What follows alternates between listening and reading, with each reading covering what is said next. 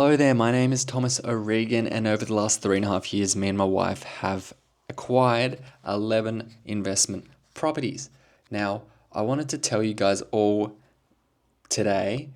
It's 2025. It's October 2025, and I want to tell you guys where I am investing at the moment. And if you guys are in investment circles, if you follow buyers agents, you will probably know, if you're within the investment community here in Australia, you'll probably know in 2025 one of the most sought after places to buy for a residential investment is whoa is Melbourne. Melbourne is a good place to buy right now, and I'll tell you why it is a good place to buy.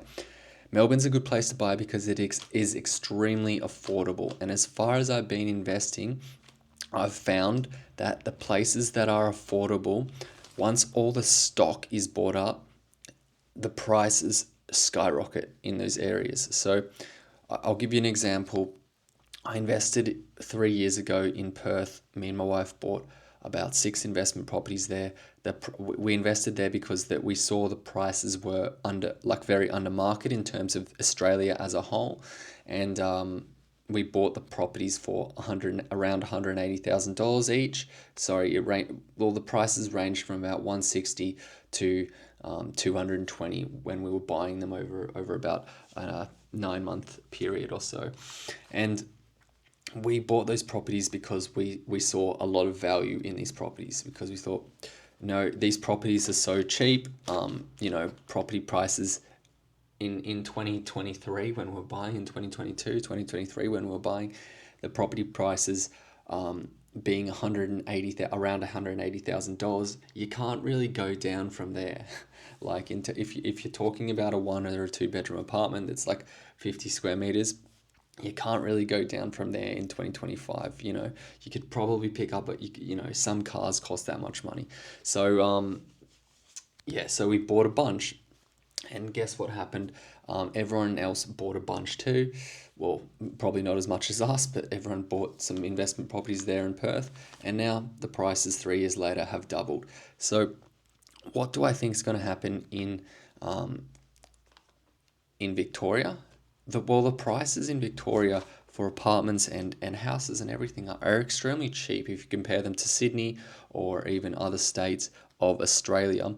But the thing is, Victoria is it's a big economy. Victoria is a very big economy, obviously. Like, it's not as big as Sydney, but it is up there. But there's no reason for a house in Sydney to be worth, say, like $1.5 million, and then the exactly same house in Victoria to be worth like $600,000. It makes no sense. So once the rest of Australia figures that out and goes, shit, like, what am I doing buying properties in Sydney when I can just go buy a property in Victoria for half the price?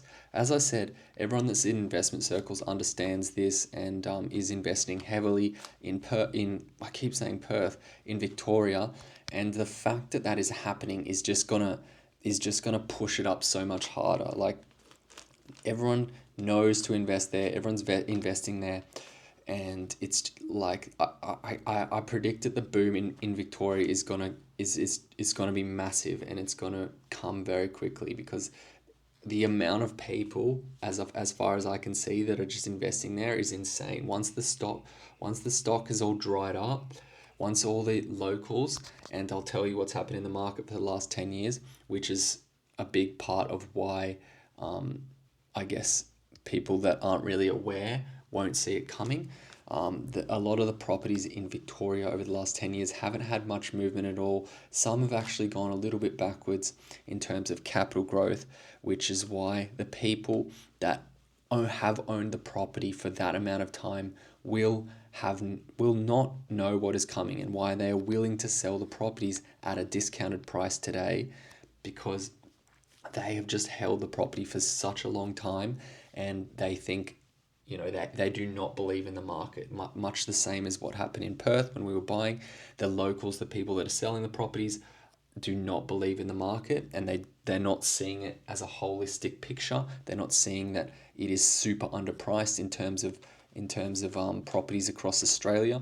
And once all these people have been cycled out that have owned the properties for the last 10 years, and the new ones own them, like everyone else will like the people that knew that Victoria was a good place to invest will be holding their properties, and all the people that will slowly be coming, like starting to realize that it is a good place to invest, like sheep, like a herd of sheep, they will just push the prices way up.